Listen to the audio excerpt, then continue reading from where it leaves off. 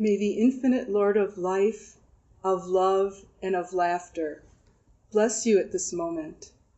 May each cell of your being and each petal of your mind be touched, be healed, be harmonized. May vim, vigor, and vitality be yours. May love and laughter be yours.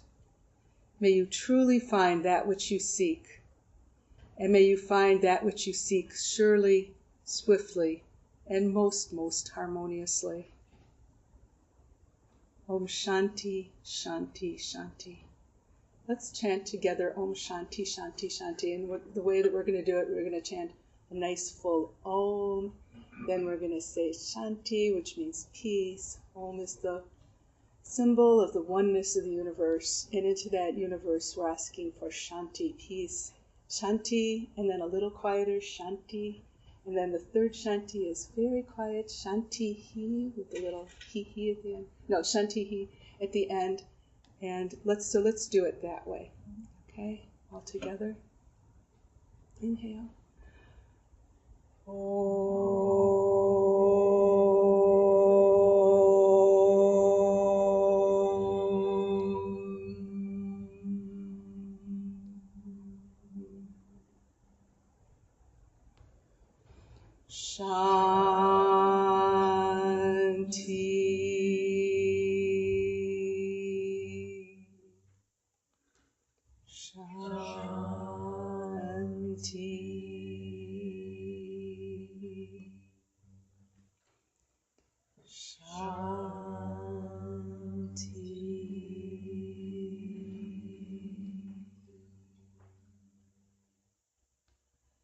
May you be blessed with peace on every level of your being.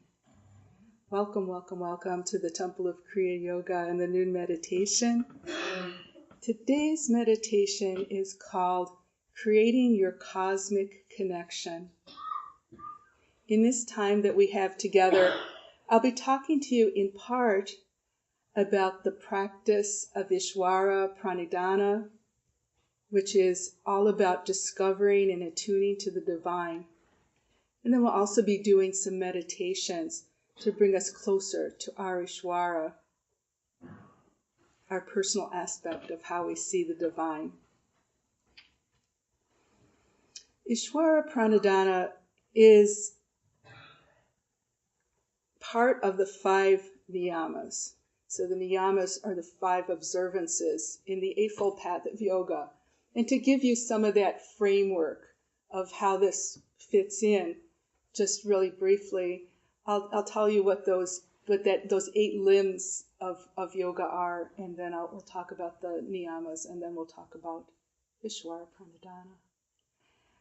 The 8 limb paths of yoga are, I'm going to see them in English, the observances, the abstentions, the observances, and then the poses or asanas, like you would find in a hatha yoga class, but pose in this case also means a pose that you can sit still in meditation.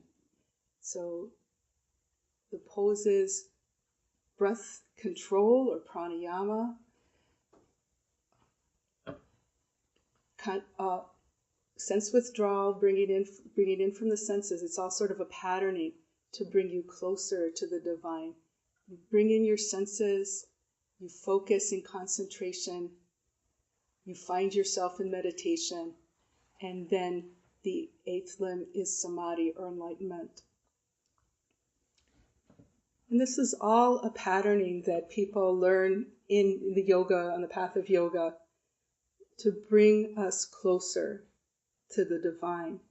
So there's actually in the niyamas, there's actually this is what Ishvar-Pranidhana is about. So the observance, the abstentions are things like nonviolence, staying away from violence, and the observances are things that you do. And one of the things that you do is attunement to divine. So these are all things for a type of daily practice, guidelines for daily practice to help you develop and evolve spiritually. The idea of Ishvara or one of the translations for Ishvara, is your own personal deity, your own personal vision of how you see the divine, your own personal vision of God. For some people, this is very easy, and for other people, it's harder to conceptualize. So if you're part of a religious group like Christianity, your Ishvara might be Jesus, or if you're from a different part of the Christian tradition, your Ishvara might be Jesus' mother Mary. Or if you're a Buddhist, it's probably the Buddha, but there's all different types of Buddhas. And in Hindu, people from the Hindu tradition and sometimes from the yoga tradition have all kinds of varieties of aspects of the one reality, but it's an aspect that might be, like we chanted Shanti. So your aspect that you attune to for your personal deity might have a word like peace, or wisdom, or happiness, or compassion. But yoga, to me, is not particularly theological. It's more experiential. So there's no judgment on what aspects of the divine that you choose. Once you have a god or a goddess or wisdom principle in mind, the idea of Ishvar-Pranidhana is that you totally dedicate your life to that being or that principle or your chosen ideal. You dedicate all your actions physical, mental, emotional, verbal, to that ideal. Goswami Kriyananda said, all the yamas and niyamas lead to this one, meaning Ishvar-Pranidhana. Without this attainment, your life force is scattered. It's by this type of dedication, dedicating all your actions and the fruits of all your actions, that it brings you to the realization of cosmic consciousness. So for some people, I think, some people have by their very nature, this is very easy to do, it's very easy to attune to that divine principle. And for some people, it's just harder or sometimes inconceivable. It's just a really hard thing to do. And I was relating it in my mind over this past week to learning a new language. Because for some reason that I don't fully understand, I decided a couple weeks ago to start learning Japanese.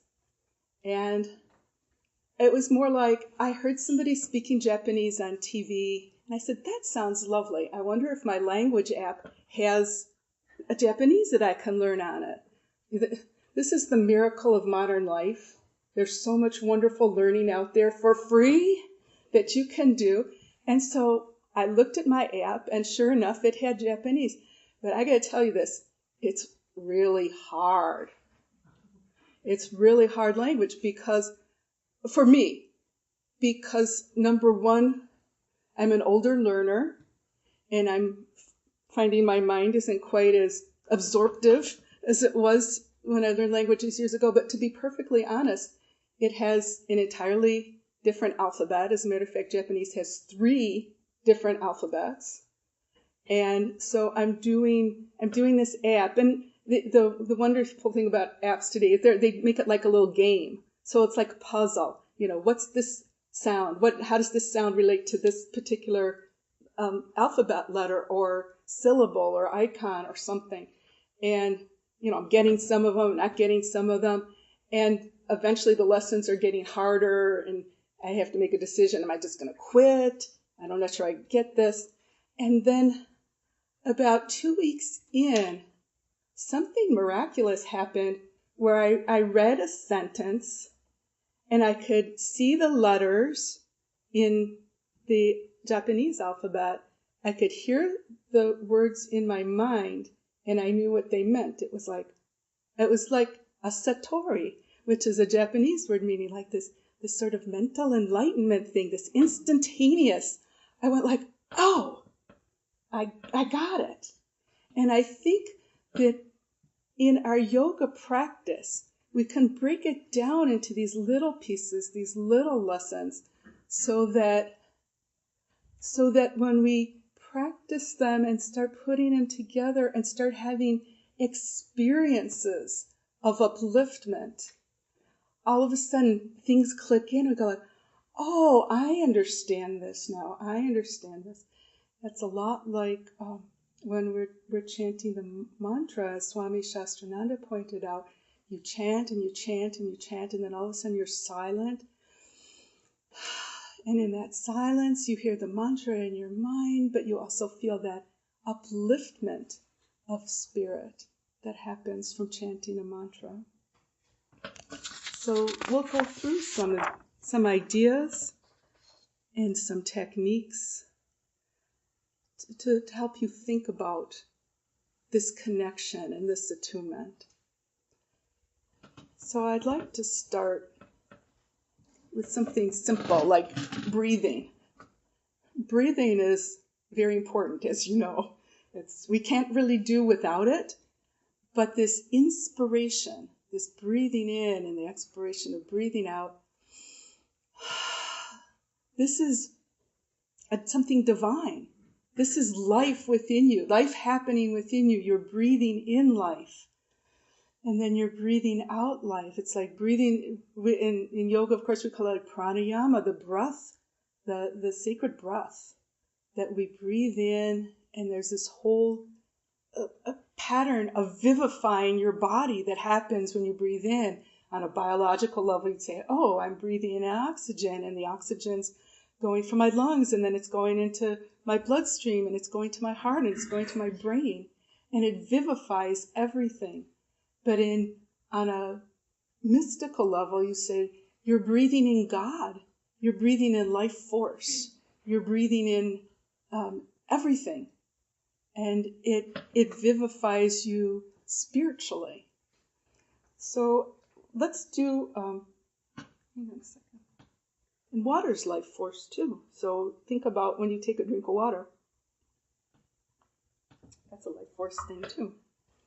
Let's do a silent meditation called the Watching Your Breath meditation. I see everybody's getting ready. There, yes, sit up straight, close your eyes. Let's exhale over your left shoulder, like ha-ha, like this. That helps us bring us fresh into the meditation. And then just watch your breath. Don't try to control it in any way. Just watch it flowing in and flowing out.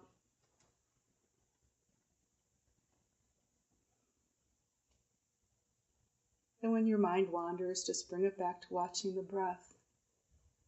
And at the very same time, have some awareness of how sacred this is, how vivifying it is, how life-giving it is. So we'll take some couple quiet minutes just to watch our breath.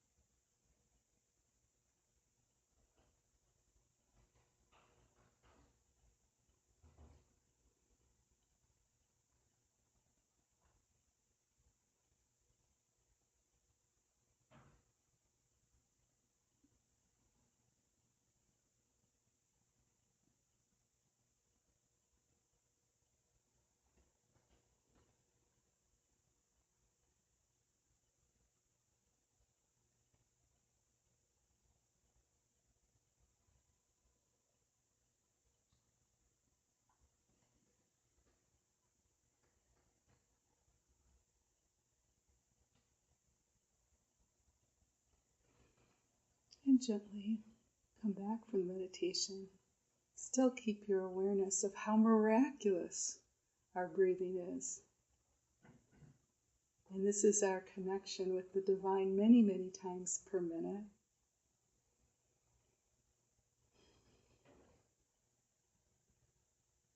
So that's attunement through the breath.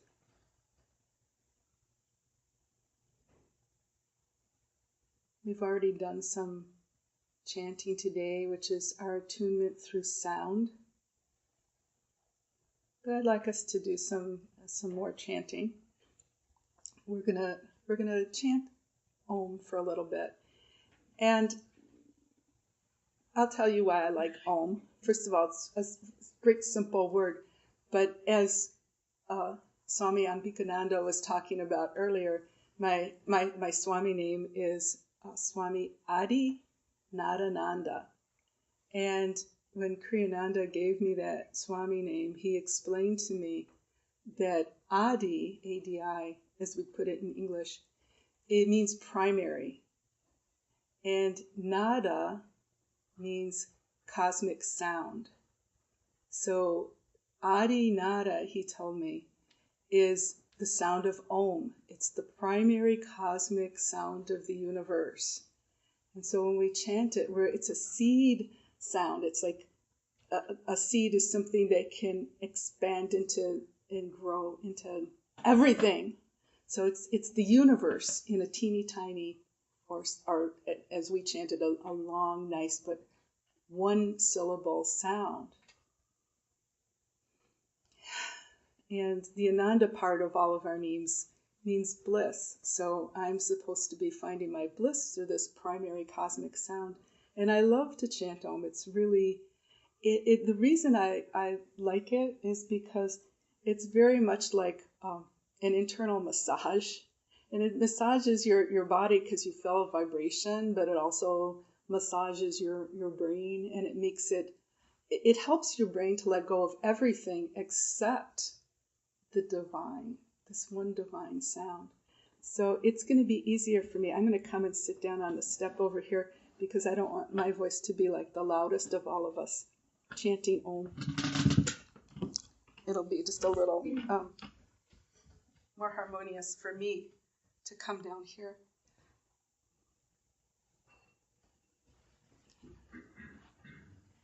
So what we're going to do is, let's do this too. There's a mudra, a hand gesture that means Om, and it's just putting your thumb and pointer finger together like this. So let's Om it up here, a lot of Om. And what we're going to do is we're going to take a nice deep breath in, like a real deep breath, and then we're going to chant out Om together. And you can follow along with me. So sitting in a comfortable position, back straight, eyes closed. Inhale deeply.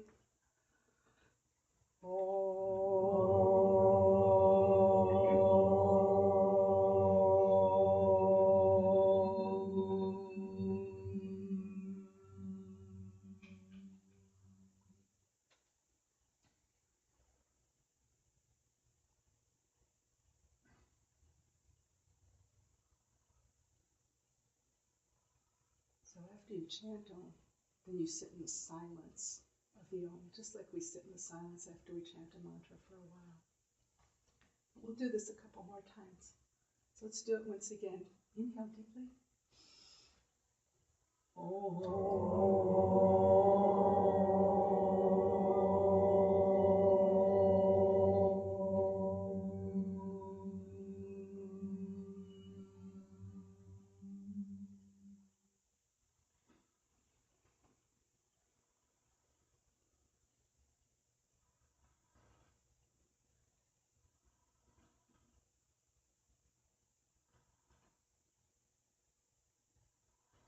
And let's add in one more thing. So we have the mudra, we have the sound. Let's focus our awareness on the point between the eyebrows and the forehead, which is the sun center, because Om is the cosmic seed syllable that goes with that sun center. So we're really bringing it all together here with this last Om that we chant. So inhale deeply. Thank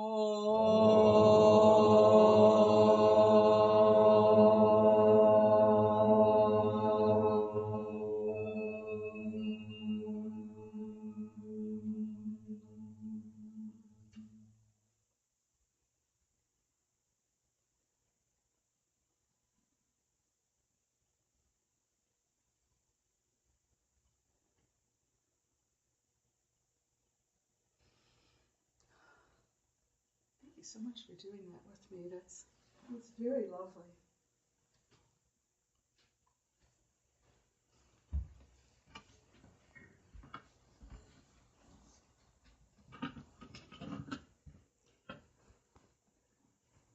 There are other ways to use sound for attunement to the divine.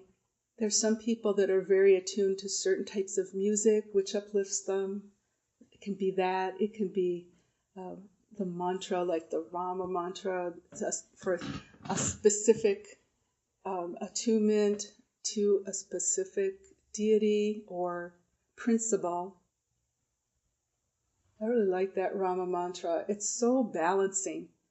Rama is, as Swami Shastrananda was talking about, represents the sustaining principle, just like the breath sustains us. There's a wonderful quote I like from a book called A Course in Miracles, and it has, like, I call them affirmations in them. And the affirmation I like from there that relates to this is, I'm sustained by the love of God. I am sustained by the love of God. So it doesn't have to be a Sanskrit mantra. You might find a phrase that you like, and then you feel it when you're breathing in or when you're hearing it or listening to it. So find your mantra, find your affirmation. Use prayer if that is something that you relate to. Oh, wonderful Yogananda. Paramahansa Yogananda is the part of our lineage that brought Kriya Yoga from India to the United States. And he was a devotional yogi. So everybody has a different path, a different marga. And there's 3 different types of margas according to yoga. When I say that, I want to say from the Tao Te Ching, which is there are many paths, and the path that is the true path is the nameless path. So there's many paths, but there's one way of dividing things up is in these 3 margas, and it's that you can study yoga. So there's the path of karma yoga, which is unselfish service. And that reminds me of the mantra we chanted today, because we chanted to Rama and Sita. So we chanted to the male or female principle from the God of sustainment of the universe. But also we chanted to Hanuman. And Hanuman is the servant or the devotee of Rama. He's the one, is the principle of the mind. As Shastranandaji said, it's the mind, but it's the mind attuning to God. So through selfless service. So a karma yogi is yoga path, is the path of selfless service. There's also the path of jnana yoga. Sometimes it's called Raja Yoga, or it might be similar things. It's the path of wisdom or the path of study. So some people are more studiously oriented, and they read books about God, or they read theology, or they study world religions. They study deeper and deeper and deeper to try and find the truth, to try and find that true principle, and they come to the divine through that path. And then there's others who are bhakti yogis, and I think Paramahansa Yogananda was a bhakti yogi. He was devotional. He called all the time to God, come to me, come to me, come to me. I'm your devotee, come to me. And he wrote songs about it. He sang songs about it. He chanted all the time, as well as his Kriya meditation and his other practices. So I think that there's different paths that you can take and different ways of looking at life. So, and one isn't better than the other. It's just something to think about as you're trying to find this attunement.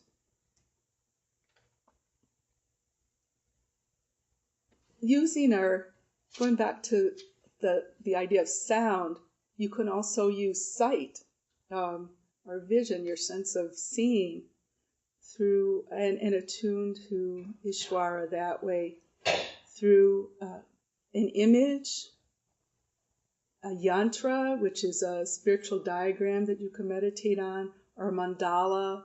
I've probably seen mandala as a circular diagram that almost like the petals of a flower. I have one big picture like of a sunflower that just the petals go in and you're drawn into the center. So a yantra and a mandala is a diagram or a picture that you look at that draws you into the center of it. And that's like a visual representation to train your mind to think about centering and about God. And of course, there's many, many images of gods and goddesses and beautiful things. And there's also the beautiful world around us. There's nature, which is, I think, beautiful also. And so another very simple meditation that you can use is the object of beauty meditation. And this is really simple because there's lots of beauty around us. So what I'd like you to do, we're gonna practice something else. It's good we're tuning in here. So again, sit up straight with your eyes closed.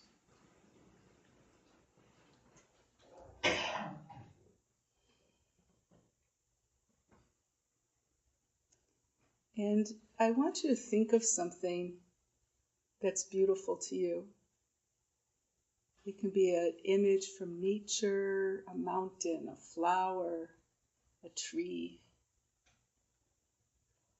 It can be a piece of artwork. It can be something beautiful in your life that you've seen.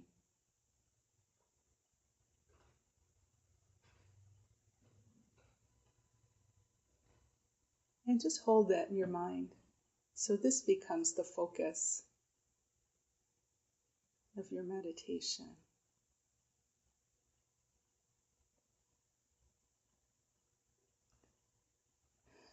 And just put it just in that forefront of your mind. See the scene. Feel the beauty in the scene. And when your mind wanders, just gently pick it up and bring it back to this object of beauty.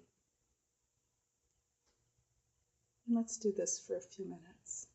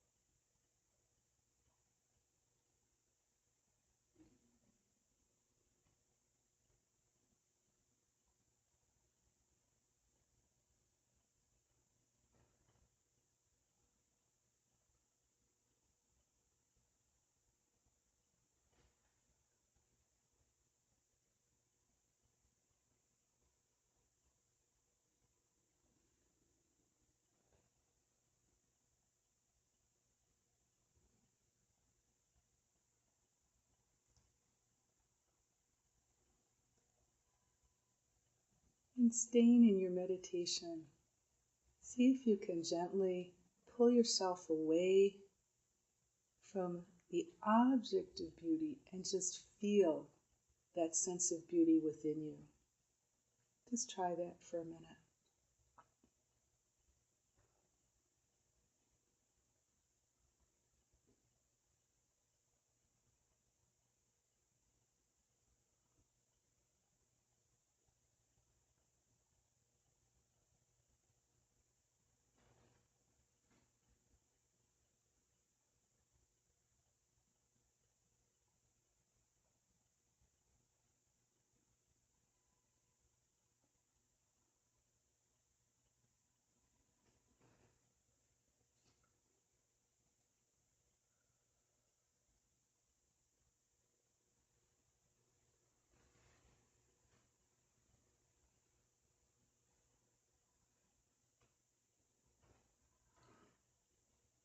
And as you come back from your meditation, be aware that you would not be able to experience the beauty in that object if there weren't that beauty within yourself.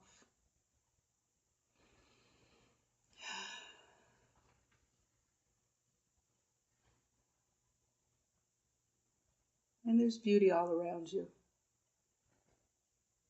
It's in all the everyday things of your life.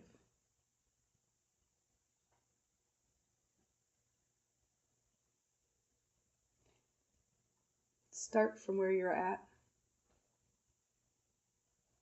Whether you're on the path of karma, the path of wisdom and knowledge, the path of devotion, just be aware of how we bring this feeling both of beauty and of divinity, our Lord Ishvara, that we bring it into our everyday life in every moment. This is the practice of Ishvar-Pranidhana. First, it's the recognition that we get through all these tools, whether it's sound meditation or breath meditation or meditating on beauty or meditating on the image of God.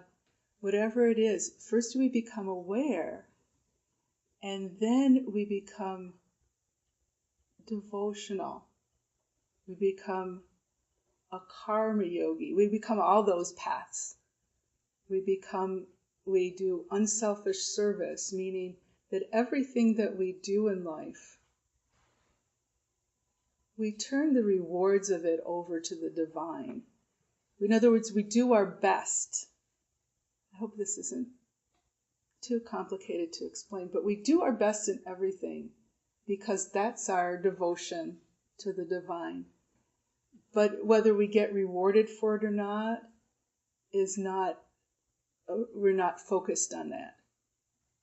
We're focused on the service itself. That's the unselfish service.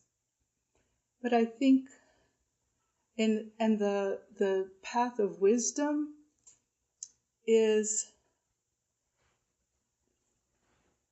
being the observer of our life. This is one of the paths of wisdom, or the path of knowledge. It's the knowledge about our own life and how we live our own life.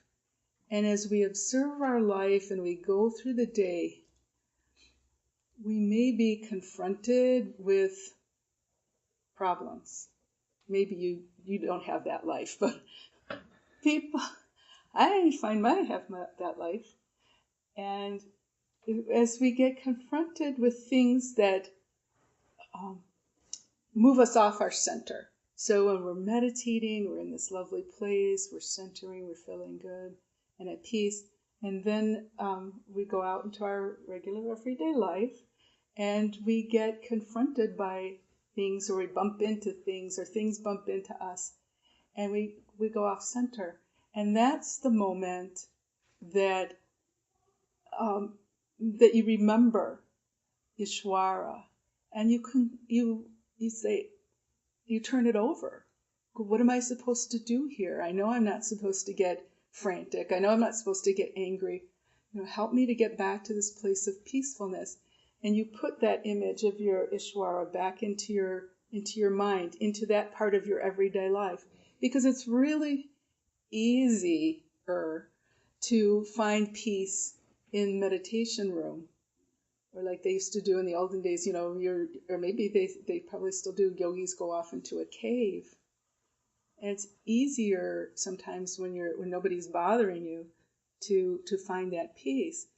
But as soon as we move into our regular everyday life, where the things come across our path that have to be, decisions have to be made, things have to be dealt with, people have to be accommodated, work to do, I call it my big list of things to do confronts me, and we have to be able to bring the divine into that part of our life.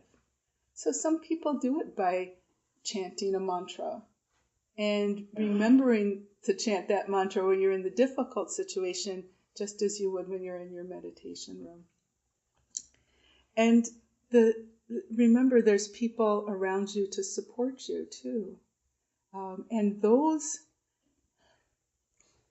we call it the Sangha, the fellowship of people. Like when you're here, there's people here to support you. There's other people in your life to support you. But whoever it is, we express it here when we say namaste. Namaste is a Sanskrit word that means I bow to the divine that's within you. I recognize that there's divinity, there's Ishvara within me, and it's also within you, with these other people. So it's easy to say namaste here in a yoga center, in a temple, where everybody's being nice to each other.